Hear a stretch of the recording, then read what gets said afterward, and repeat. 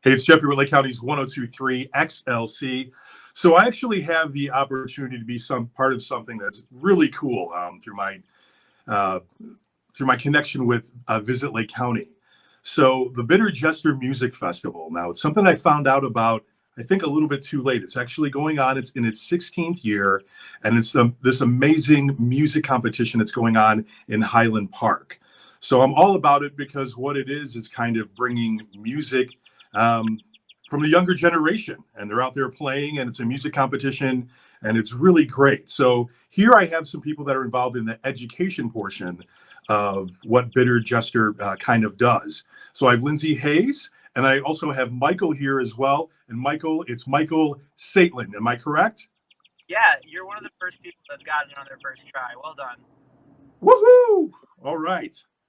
So Lindsay, we'll kind of start with you. What's your role with Bitter Jester? So this year I started on the education team, which basically tries to promote and give feedback to the young artists. So I've been doing verbal commentary on the live performances to give them just, kind of some small critiques, really tell them the things that I like about them, just to give them a better idea of how they can improve, essentially, which is really awesome. Back when I was younger, a few years ago, my band was actually involved in the competition, and the one thing that really stood out with the Bitter Jester Festival compared to the other competitions that we've been in is the amount of feedback that they give you, and really good feedback. A lot of the people involved are or not magicians, musicians, or have some sort of involvement in the music community. So you're not just getting your typical person on the street, giving you advice, which is also great, but you can get really true feedback, if that makes sense. Now, Lindsay, you were talking about when you were part of the Bitter Jester Music Festival. Now, you were actually a grand champion back in 2017. Is that right? That's correct. Awesome. That's really cool. So, and now you're kind of giving back to this whole, organization and the event that kind of, helped you a lot with your music career. So what is it that you're doing now with music?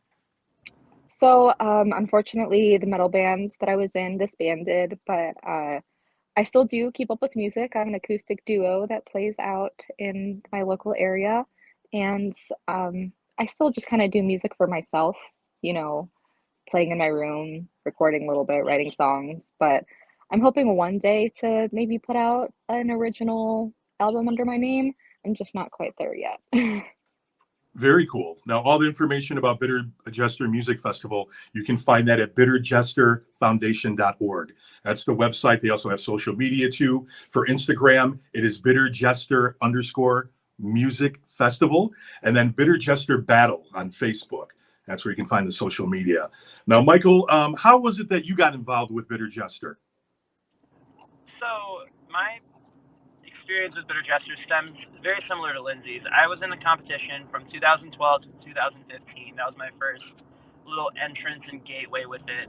And then right after that, I kind of dove in and was all about helping Nick, who's our producer and our main director for the entire event, on, how can I help with judging? How can I help with volunteering? And then for the past 3 years, I've been the director of education for the festival. So this is year 10 for me on being a part of this amazing group. Very cool. Now, with your interaction with Bitter Jester and everything, that kind of led you into into your career, correct? Yeah, I teach music full time at Stevenson High School. I'm the director of guitar programs over there, and I would definitely attribute all the feedback and the education stuff that I've done through Bitter Jester with inspiring me to go into education in general. That's amazing. See, it's such a cool thing. Not only, is it inspiring people to create music, but also help those to create music later on, which is great. Absolutely. So, and this question is really for, either one of you two. For someone who hasn't been to the Bitter Jester Music Festival as of yet, what can you expect there? Awesome. Oh, man. Yeah, Sorry. so much. There we go. when you walk into Port Clinton Square on any Friday that we have our festivals, usually in June, sometimes we stream earlier into May. You're walking into a series of musicians who are ready to play 25 to 30-minute long sets. We have this year 9 performers a night. Some of them are competitive in our competition, and some of them are there just to have an opportunity to perform. And you walk in and there's pizza and there's craft beer by Ravinia Brewing Company. Judy's Pizza sponsors us and does pizza there.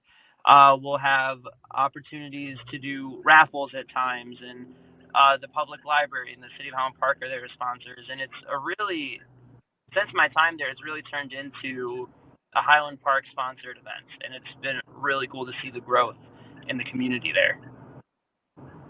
Yeah, it's nice that the community is behind that as well. So this is also something too. It's free to attend. Absolutely. Yeah, a completely free concert, and any one of these amazing performers and artists and bands, I would pay top dollar to go see their concerts one-on-one. Yeah, Excellent. really, something to add there. So I was involved with my bands joining in 2016. I believe we were runners up before we became grand champions the next year.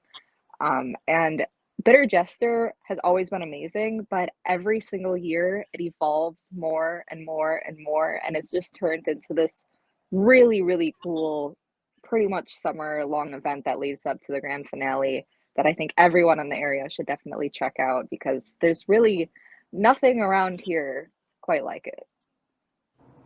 Yeah, so you're out in Highland Park, and the exact location once again?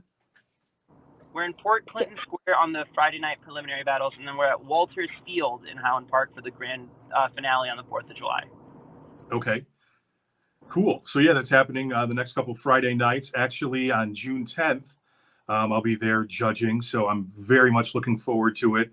When Nick asked me about that particular opportunity, there was no way I could turn it down. So it sounds like there's fun. it's an amazing thing that Bitter Jester is doing out there. So I'm really glad to be a part of it. So I guess as far as music and everything is concerned here, are there any particular trends that you're seeing with the artists that are coming up now? I know with the pandemic and things like that, I hate to say that good things came out of it, but I like to stay positive a lot of times. I know people in the music industry and music instrument retail and stuff like that. It seems like more people are playing guitar, more people are, going towards looking at instruments and playing instruments and stuff like that more. Is that something that you kind of see with the Bitter Jester Music Festival as well? Lindsay, would you want to give your thoughts on this one? Sure. So back when I was playing out, there were actually quite a few local bands, at least in my area, Lake Geneva, Wisconsin, so a little bit north over the border, Mm-hmm. that we played with that were around our age. And then it seems like as we all started getting into our 20s, everyone moved to college and kind of dropped off the face of the earth. And then the competitions that we were in previously actually started or stopped running because they didn't have enough participants. So basically, younger people stopped joining bands and playing out. But definitely, I agree with the pandemic. People have been wanting to, pick up their instrument and try again. So I have been seeing a lot more bands coming out of that. Sorry, my dog. Oh no, that's okay.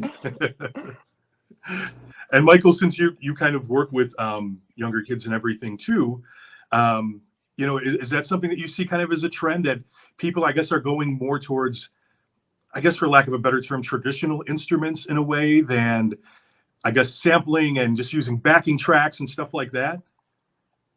That's a hard thing to find trends on, I think. But I do think, in terms of trends, the amount of people applying for the event just continues to grow exponentially.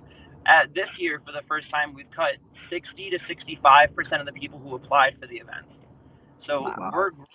which I can only speak to that as there's more people doing music, and there's also more people finding out about performance opportunities and being able to actively go out and seek those performances.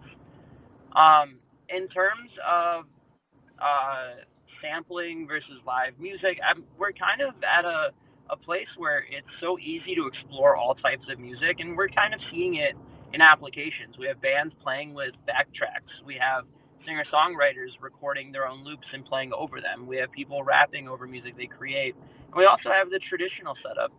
So in terms of that, I just see a trend for an interest towards exploring music, not necessarily towards one type of more than another.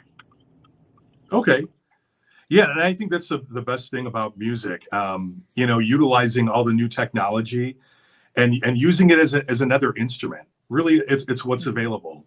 I hear so many different, I guess, music purists talk about, how using backing tracks or using a loop or what have you. I mean, someone like Ed Sheeran, who's a great musician, he utilizes so much technology with just looping his guitar and stuff like that, and people don't even realize it. So I mean, it's kind of implementing, I guess, into different genres of music and different styles of music as well. So that's cool that Bitter Jester has a lot of that, I guess, diversity in genres of music. Absolutely. Yeah, and back to the looping, like, that's hard in itself. If you do it wrong, you're gonna screw everything up. So, Oh, for sure, without a doubt. yeah.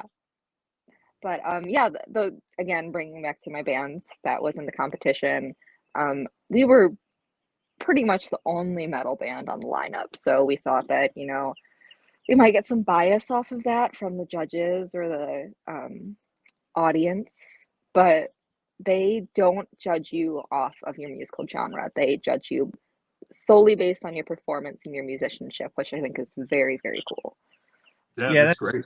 that's definitely something that's Lindsay. That was like your band was one of the turning points.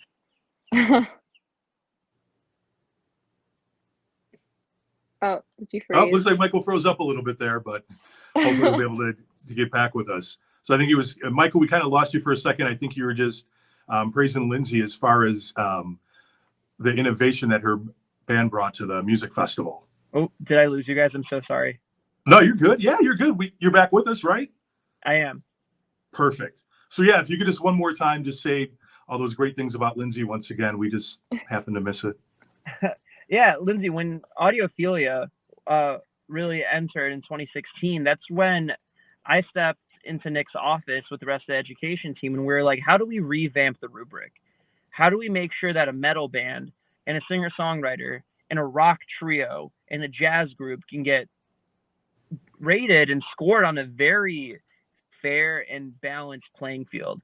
So over the course of the past 4 or 5 years of us looking at this, that's really something that I'm proud of for the festival, making sure that despite what genre you're in, you can be graded fairly, because it's all about the concepts of music and how you promote yourself. Not necessarily even that, but how you carry yourself on a stage, and then how you create a full production. That's the type of stuff that band scores and numbers on, not necessarily what genre they play. Yeah, this is all great. Yeah, hearing all this about the Bitter Jester Music Festival, I'm very excited for next Friday. So I'll be out there judging. It's night 4, I believe, correct? Right before the finale. So they'll be out there now. 1023xlc.com will have some information as far as anything you need for Bitter Jester Music Festival. Also, too, be sure to check out their website, bitterjesterfoundation.org. That has details on the music festival, all of their social media, Instagram and Facebook. On Instagram, it's bitterjester_music festival, and then it's Bitter Jester Battle on Facebook. So very cool things happening. So just kind of wrapping up here, is there any, final comments or any words of wisdom that you can leave us here as we're kind of at the end here? I would definitely say check it out. It's so cool, and you're gonna wanna keep coming back every year and seeing the new talent, and also, start a band because it's fun. Awesome. Yeah, my only thoughts are a reminder to the people watching and listening that the Bitter Jester Music Festival is a 501c3 nonprofit. Everything that we do is based on donations and support and volunteers. So if you hear anything in this interview or at the events that you like, please consider donating, consider being a part of something that makes education and music combine. And that's really where my heart lies in all this. Yeah, I agree. bitterjesterfoundation.org. That's where you can donate, get all the information about the festival and everything else that Bitter Jester does.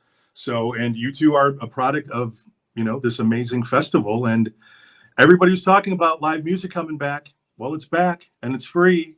People were talking about how kids today, maybe they're not playing music like they used to. Well, at the Bitter Jester Music Festival, I think they'll prove you wrong. So I thank you both so much for your time, and I'm looking forward to seeing you next week, okay? All right. Thank you so much. All right, thank you.